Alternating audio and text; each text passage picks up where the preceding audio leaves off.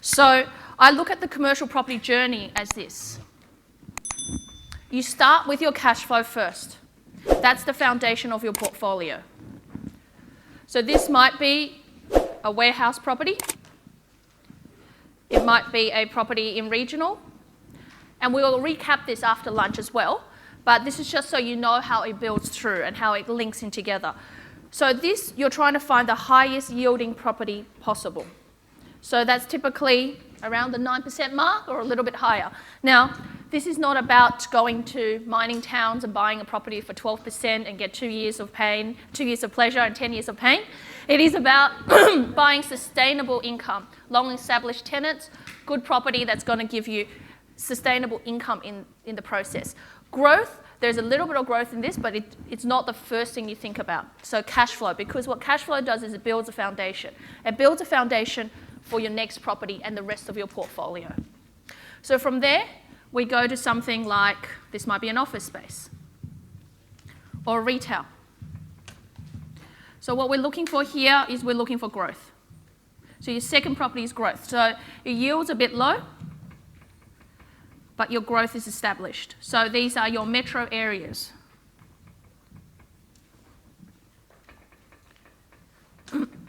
So these are your metro areas. So that's your cities, your hubs, areas that are established or going through gentrification at the moment that is going to get growth in the next 3 to 5 years. The yields are going to be lower, but you're looking for a type of property that's going to be easily re-tenantable, a property that is going to give you growth in the long term as the market changes.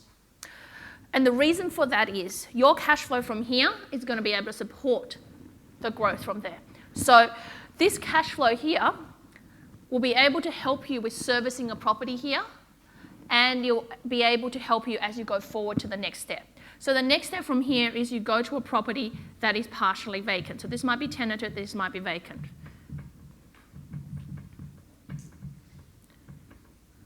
So the reason for that is that this property allows you the maximum increase in equity. So this is where you add your value. You might re-tenant. You might refurbish. So these kind of properties, you're buying under market.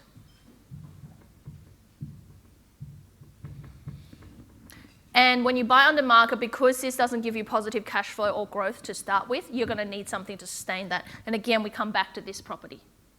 This property here will help you to sustain that property. Because when you take it to the bank, they're going to look at your overall portfolio. They're not just going to look at, hey, you've got one property. They're going to look at what else have you got in this journey. So this is your journey. From here, you might go to a vacant property. And one of the reasons for vacant properties is that it does give you massive negative gearing, but only for a short space of time.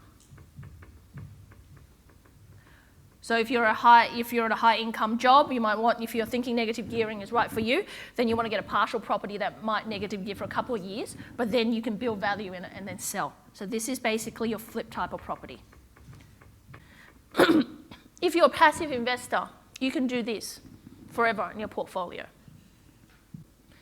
Because as long as you've got growth and you've got cash flow, you can sustain your portfolio forever.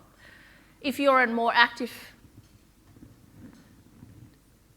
in your portfolio, this is what you do. Because this is going to require some work, it's going to require some hands-on. You can continue to do this because that's going to give you a chunk of equity for you to go and buy again. If you are willing to take a little bit more risk, this is where you go. Because this is where you get the massive amount of chunk money. So it depends on where you are in that spectrum. You can start as a passive investor, move to an active investor, and then go and take a little bit more risk when you've got a more substantial portfolio.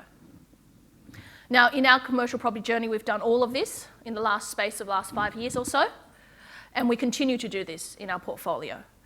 Now, one of the reasons that I adhere to is that this is your portfolio, this is your life. Now, I'm a believer that the portfolio needs to be self-sustainable. If all the time you're taking things out of your life to support your portfolio because you might be negative $100, $200 a week because of what you've got in here. If something happens to you, your business, then everything of this comes tumbling down. What it should be is that you take some money from your life is to put this deposit in here. And once that deposit is in there, this portfolio is self-generating. It continues to generate. It continues to support itself. It continues to allow more purchases. It continues to grow because what you want is that this portfolio ultimately supports you.